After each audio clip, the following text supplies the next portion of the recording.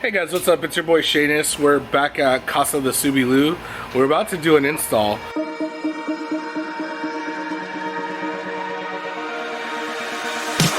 As you can tell behind me on the wall, there is an STI lip. So we were about to do the famed STI WRX lip install on the Veloster.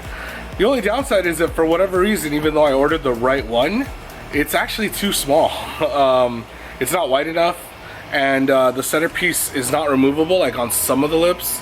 I mean, gotta give it to eBay, right? So I'm out a few bucks, no big deal. That's kind of crappy as much as I wanted to get that done today. But fear not, I have something else that I've been dying to do for quite some time. And this is actually gonna be a two-part video because I'm gonna show you how to install one thing. And while we're at it, we're gonna install something else since we're there already. So if you're kind of mystified and wondering what it is, let's jump straight into it. Alright, so first things first, you can honestly remove this cover if you wanted to get it out of the way. I literally just unhinged it from here. So from both of the little tabs, as you can see, it's unhinged. You're gonna need to remove just this section.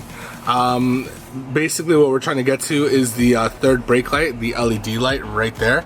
So it looks relatively easy to do with your own hands, or you can use a body panel removal tool if you feel more comfortable with it. We're gonna do that just to be safe because I don't want to like flex it awkwardly and end up snapping it. So that's our first step.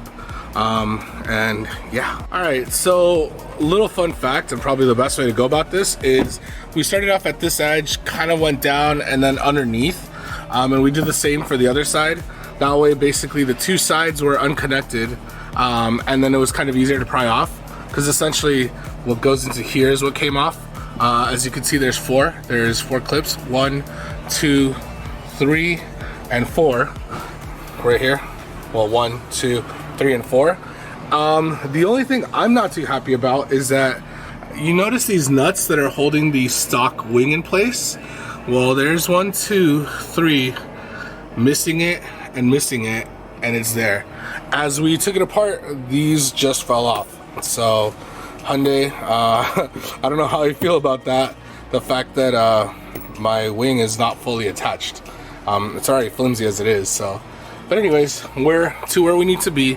First thing that we're gonna do, because of what we need to do, is we're going to disconnect this, and I'll show you right now why. So now that we've disconnected that component, I'm pretty sure you guys are wondering why we're even unplugging this and messing with it. Really easy, by the way. You just kind of pressed in. You just pulled on this little tab and pulled out. Super easy to disconnect. The reason why we need that unplugged is because today we're installing this thing, which is the brake light flasher. There's two different versions of it. This one's kind of the easier one. The other one is a little more popular. This one runs $14.99 or 15 bucks and change. The other one runs $20. The biggest difference is that this just has plain and simple, it flashes 4 times and then it goes solid, and there's just 3 different speeds. There's slow, medium, and fast, and that's kind of what I want. The more popular $20 one, the reason why I don't like it is because it kind of does this weird 3-time flash fast and then kind of like another 3 slow flash and then solid. I don't want, like that many flashes, and then it has a bunch of ways to reconfigure it and have to, like customize it and set it up. So this one, a little cheaper. The only thing is you have to directly order it from them. The $20 one you can find on eBay a lot easier, or Amazon. And lastly, there's also another one on eBay that does the same thing without having all the reconfigurable stuff. But again, I didn't like that whole 3 flash fast, 3 flash slow, solid. So yeah. All right, so after we unplugged it and after I kind of explained what we're doing, this connector is connected right here. So you just literally detach it. This is what was connected. And then actually what I ended up doing is I removed a little bit of this foam protectant. So I ended up sliding this down to kind of expose a decent amount of the wire. You want to probably splice both unless you could find a decent place to ground the other one. Again, it's probably just best to splice both. So that's what we're gonna do. This green and yellow wire is obviously power, black is ground. So we'll splice both and then connect this little thing. And I'll explain how this works because you're probably asking me, dude, there's so many wires, what do you mean that you only need to connect 2? And I'll show you that in a moment. Oh yeah, actually I should have mentioned this. So We're gonna go with quick splices. This is probably just a little easier and faster and cheaper. Obviously, if you guys have an actual splice tool and I believe it's called what, shrink wrap or heat wrap or whatnot to seal both cable ends, then you can go that route. But this box right here of these cost me about like $3. So again, this is probably a quicker, more painless way. And I ended up getting these 18 to 14 gauges because I really don't know what the gauge is on the stock wire, to be honest, but these seem to be just the right size. So I guess we'll find out the hard way. All right, sit rep. So once we remove that, I know that we're using those, the quick splices, but essentially the way a quick splice works is not exactly going to work the way we need it here. So what we had to do, and technically we're doing quick splices because we're just trying to do this a different method. The best way would be to actually have a splice tool, so you can actually cut this in half. And as you've noticed, we've cut it in half and exposed the cable for each end. So you need that because of two wires that need to be connected to essentially connect this as a bridge in between. So per the instructions, the two wires that we're focusing on from this module is the red and the yellow. The red wire needs to be connected to the wire coming from the brake switch. So essentially where this is connected to, the bottom one. So so this red wire right here will be connected essentially to this bottom wire right here. And then the yellow one is the one that needs to be focused onto the actual bulb itself, which is the top one, because obviously it goes straight into the third brake light. So once you basically get those connected, then you're pretty much set. We'll then talk about these remaining wires and why they're just chilling there.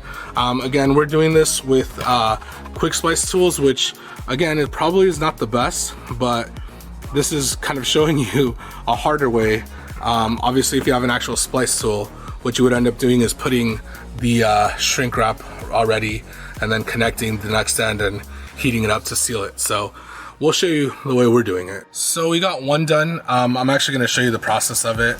I just wanted to show you what it should look like when it's finished. And obviously we don't want all this extra weight just hanging there.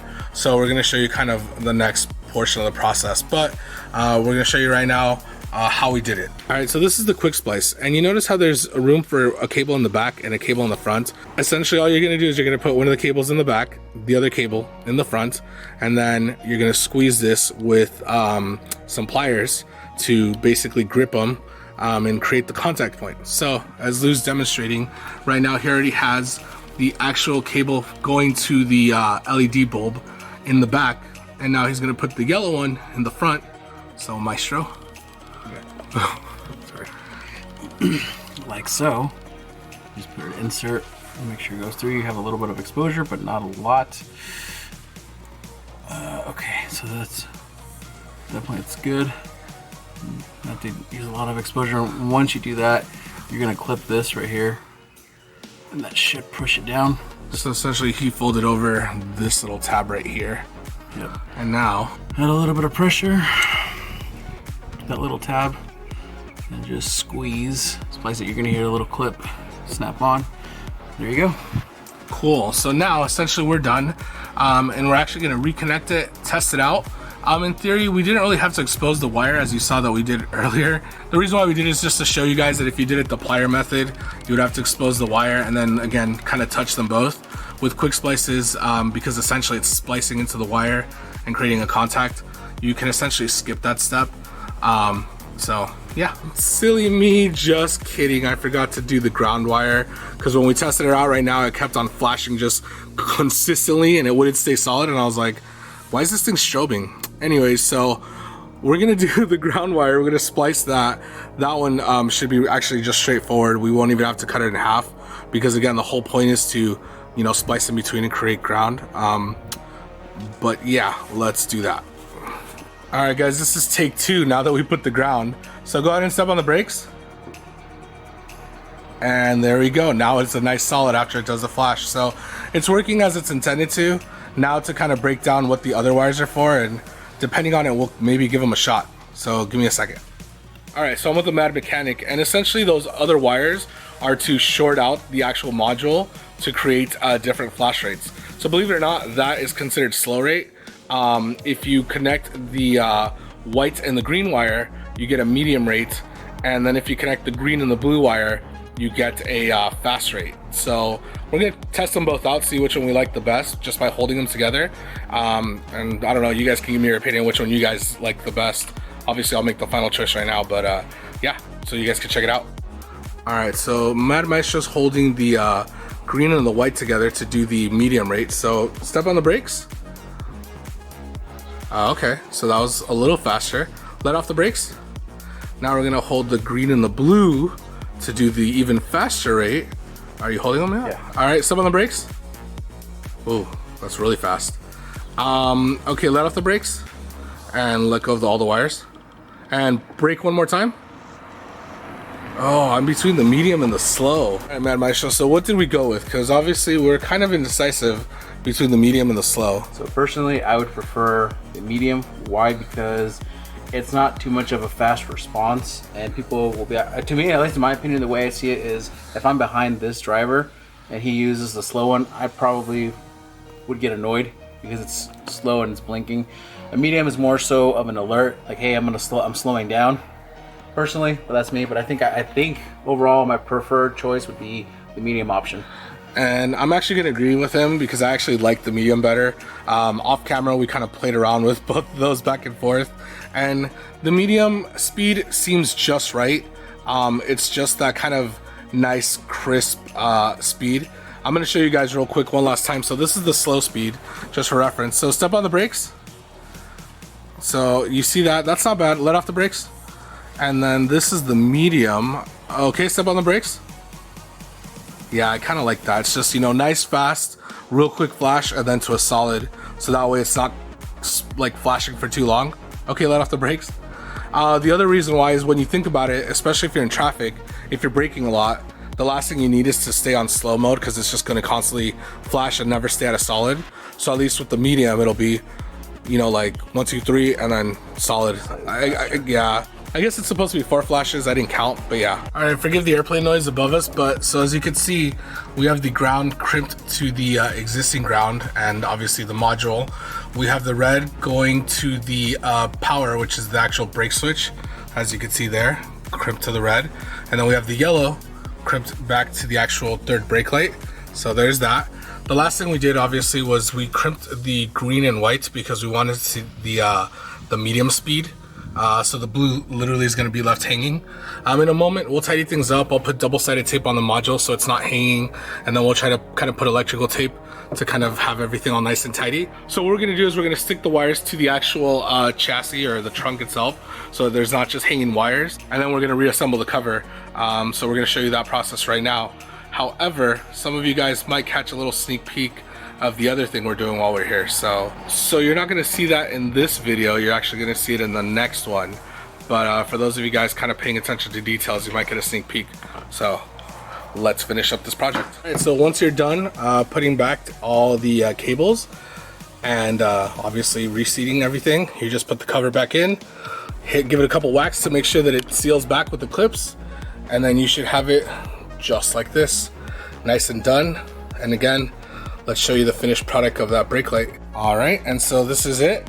Brakes, beautiful, working like a charm the way it's intended to.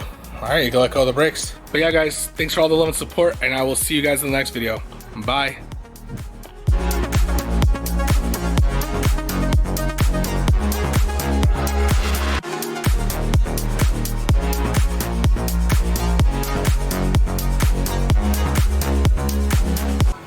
Tell me little lies, Jay. Sweet little lies. Lou over here trying to get his freaking copyright claim with his freaking Fleetwood Mac. All right. I love this song.